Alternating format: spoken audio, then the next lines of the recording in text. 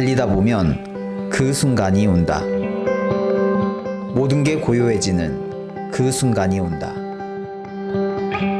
발의 착지와 거친 호흡과 심장의 요동과 얽힌 생각들, 그 모든 게 고요해지는 그 순간, 나의 달리기는 비로소 리듬을 찾았다라고 말할 수 있다. 그리고 그 리듬은 내가 멈추지 않는 한 지속적으로 나를 이끌어준다. 달리기를 하다 보면 그 순간이 반드시 온다.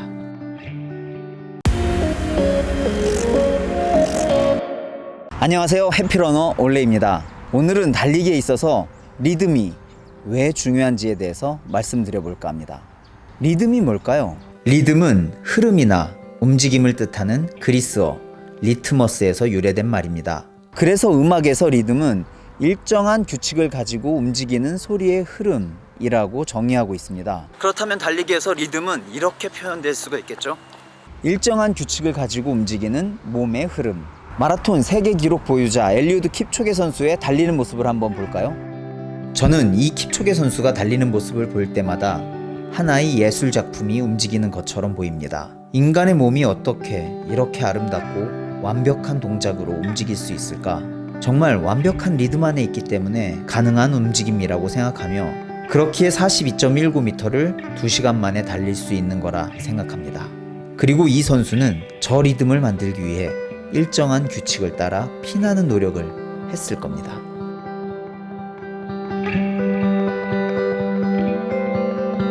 음악이 일정한 규칙을 벗어날 경우 굉장히 어색하고 부자연스러워집니다.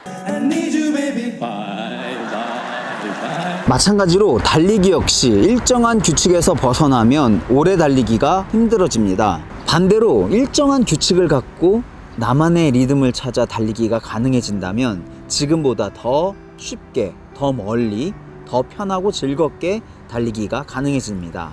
그렇다면 달리기에서 이 일정한 규칙이라는 건 무엇일까요?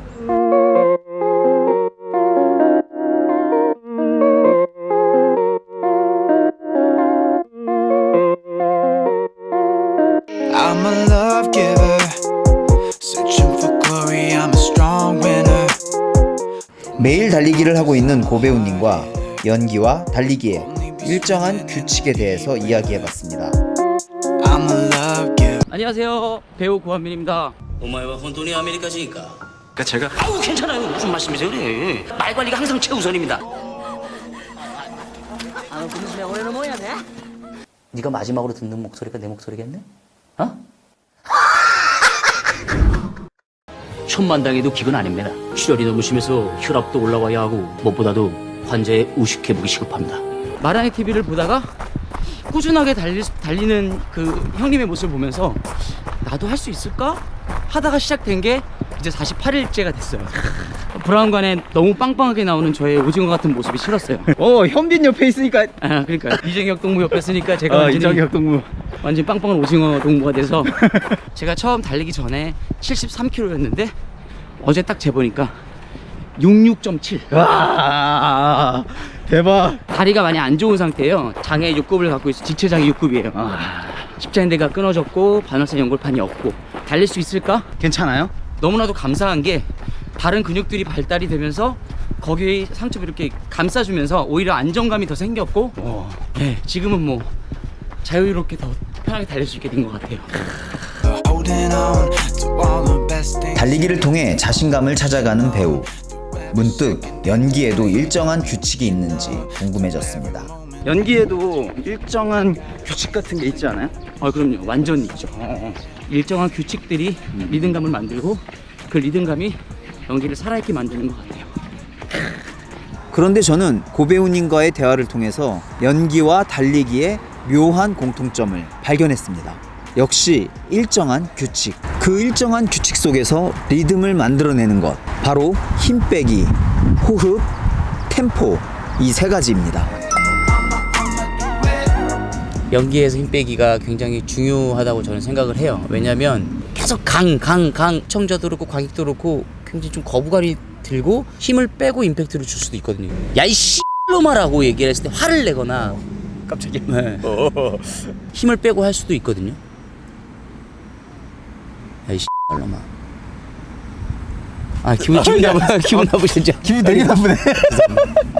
평소에 하고 싶었지. 아니 한참 선배님인데 그건 아니고요. 힘을 빼고 해야 리듬, 템포, 호흡들이 더 그 안에서 더 마음껏 표현되는. 달리기랑 것 같아요. 똑같네. 달리기도 똑같아. 네. 달리기에서의 힘 빼기란 관절에 힘을 뺀다는 뜻입니다. 우리가 달리기를 할 때 4가지 주요 관절을 씁니다. 바로 손목, 어깨 관절, 무릎, 그리고 발목. 이 중에서 가장 먼저 힘을 빼야 할 곳이 어딜까요? 달리기에 있어서 가장 먼저 힘을 빼야 할 곳은 바로 손목입니다.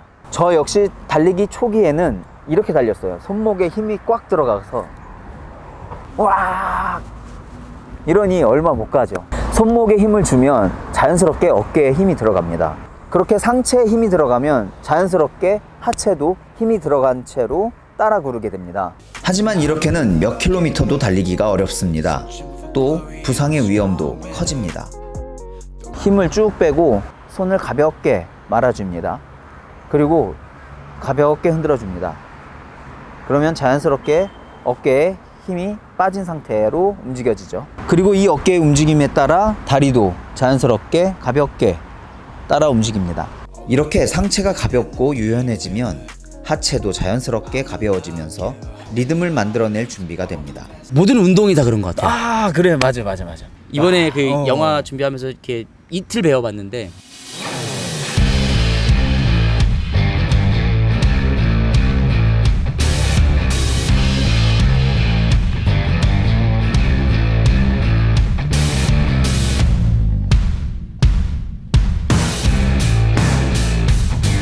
힘 빼고 정말 벨 때 임팩트 있게 베고 볼 때 임팩트 있게 쳐다보고 해야지.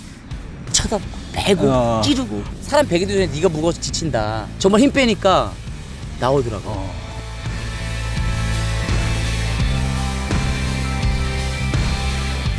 마찬가지. 힘 주고 받으면 말이랑 계속 쿵쿵 엇박이랑 빼고 말한테 맡기는 거야. 힘 빼고 맡기고. 달리기도 그만큼 힘 빼는 게 중요합니다. 힘을 뺄 때도 또 리듬을 줄 때도 다 이 들숨 날숨 호흡에서 나오는 거거든요. 그래서 그렇죠. 아 사랑해 같은 사랑해라도 호흡이 리듬감을 만들어주는 거죠. 달리기에서도 마찬가지입니다. 의식적으로 호흡을 통해서 리듬감을 만들어주기도 합니다. 군대에서 항상 하던 거 있죠? 하나 둘 이런 박자감으로 또는 물론 선수나 고수분들은 자기만의 호흡법이 분명히 있습니다. 뭐 코로 숨 쉬어야 된다, 입으로 숨 쉬어야 된다. 우리가 즐기는 달리기 선에서는 그 호흡법은 크게 중요하지 않고 자신이 편안하게 할 수 있는 방법 대신 리듬을 만들 수 있는 자기만의 호흡법이 있으면 좋을 것 같습니다. 템포감 있게 연기를 한다라는 거는 축구로 보면은 티키타카죠.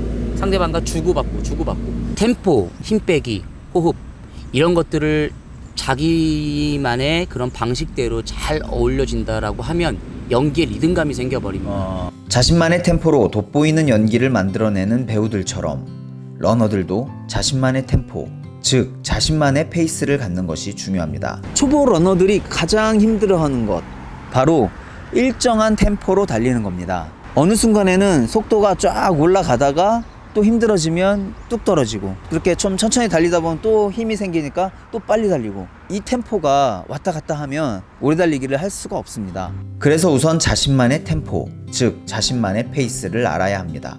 저 같은 경우는 1km를 4분 30초의 페이스로 10km 정도를 꾸준히 달릴 수가 있습니다. 그게 바로 제 페이스인 거죠. 초보 러너라면 1km를 6분 또는 6분 30초 정도로 달릴 수 있다면 꽤 좋은 페이스라고 말할 수 있습니다. 그 속도로 5km나 10km를 꾸준히 달릴 수만 있다면 충분히 좋은 러너라고 말할 수 있습니다. 물론 여기서 말하는 속도는 자신에게 맞추면 되기 때문에 그보다 더 늦어도 상관없습니다. 중요한 것은 일정한 속도로 일정한 페이스로 꾸준히 달린다는 것입니다. 그리고 그 템포, 그 페이스 속에서 자신만의 리듬이 생겨납니다.